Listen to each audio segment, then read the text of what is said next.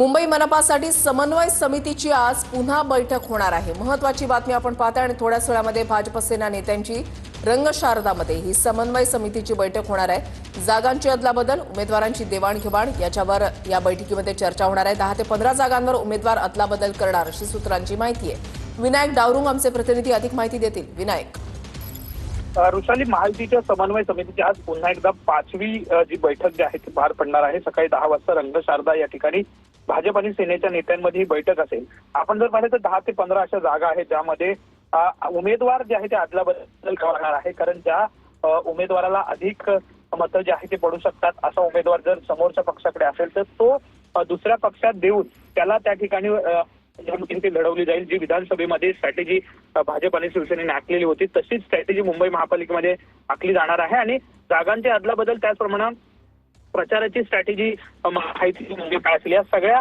बाबींवरती चर्चा जी आहे ते आजच्या बैठकीत होणार आहे। धन्यवाद विनायक दिलेल्या सविस्तर माहितीसाठी।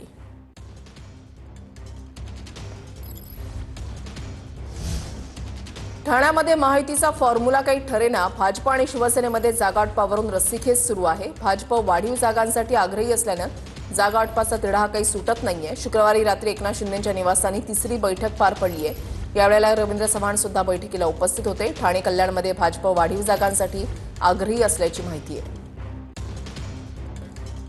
भाजप आणि शिंदेंची शिवसेना छत्रपती संभाजीनगर महापालिका एकत्र लढणार आहे। भाजप 45, शिवसेनेचा 55 जागांचा फॉर्म्युला आहे अशी सूत्रांची माहिती आहे। भाजप आणि शिवसेना पत्रकार परिषद घेऊन युतीची घोषणा करणार आहेत। आज दुपारी 12 वाजता युतीची घोषणा होणार आहे। सकाळी बसणार आहे, सकाळी होणार आहे, एवढं सांगून 100% होऊन जाईल। 100% घोषणा होईल, होईल। 100% जागा होईल, 100% घोषणा होईल, होईल, 100% जागा होईल, 100%. छत्रपती संभाजीनगरमध्ये आज युतीची घोषणा होणार आहे। छत्रपती संभाजीनगर मनपामध्ये भाजप शिंदेंच्या शिवसेनेच्या 99% जागावाटप पूर्ण झाल्याची माहिती बावनकुळेंकडून देण्यात आली आहे। जागावाटपाची बोलणी करण्यासाठी रात्री उशिरा संजय शिरसाटांच्या निवासस्थानी बैठक झालेली आहे। चंद्रशेखर बावनकुळेंसोबत जवळपास 3.5 तास बैठक झालेली आहे। भाजप आणि शिंदेंची शिवसेना छत्रपती संभाजीनगर महापालिका एकत्र लढणार आहेत। भाजप आणि शिवसेना पत्रकार परिषद घेऊन दुपारी 12 वाजता युतीची घोषणा करतील। बावनकुळे आणि शिरसाट यांच्या भेटीनंतर युतीवर शिक्कामोर्तब होत आहे। भाजप 45, शिवसेनेचा 55 जागांचा फॉर्म्युला आहे अशी सूत्रांची माहिती आहे। वसई विरार महापालिका निवडणुकीमध्ये महायुतीमध्ये बिघाडी झाल्याचं पाहायला मिळतं। अजितदादांच्या राष्ट्रवादीकडून स्वबळाचा नारा देण्यात आलेला आहे। युतीच्या जागावाटपाची घोषणा करताना विश्वासात घेतलं नसल्याचा आरोप करण्यात आलेला आहे।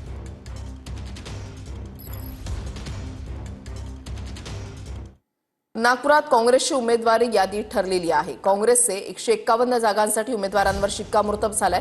ठाकरेंची सेना आणि राष्ट्रवादीसोबत चर्चा सुरू असल्यानं सोमवारी यादी जाहीर होणार आहे।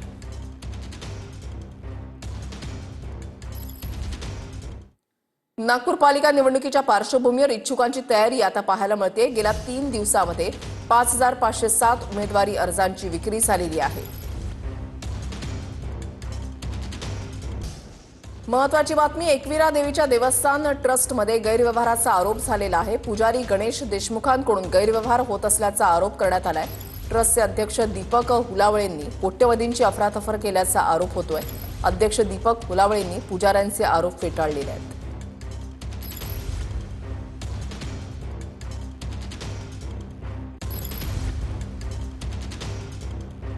देवीला सोनं केलं, अमुक केलं, तमुक केलं, पण त्याचं मूल्यांकन कुठे केलं? त्यांनी मूल्यांकन केलंच नाही। ते सोनं खाले असं पहिल्यापासून पण सोनं खात आलेले आहेत। 1 तोळा देऊ, 1 ग्रॅम देऊ, त्यांना हीच पावती दिली जाते की सोन्यासारखी वस्तू दिसणारी, व त्याच्यानंतर ते असे ड्रॉवर मध्ये टाकतात की ती जबाबदारीने त्या पावतीला त्या बिल लावले, जे सोनाराचं बिल आहे ते लावले, 1 महिन्याने ऑडिट केले, असला कुठला प्रकार केला जात नाही। फक्त खाण्याचं साधन म्हणून एकविरा देवस्थानची ट्रस्ट पाहिली जाते। वर्ष झाले मला एकविरा देवस्थान ट्रस्टचा अध्यक्ष झालेलो।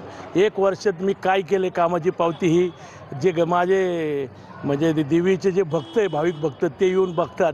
आणि आता इलेक्शनचा काळ आहे, आरोप होत राहणार। हे सगळं काय आरोप केले ते अजून काही मला माहिती नाही आहे, पण जे काय आरोप केले त्याचे सगळे कागदपत्रासहित सगळ्या लेखा मी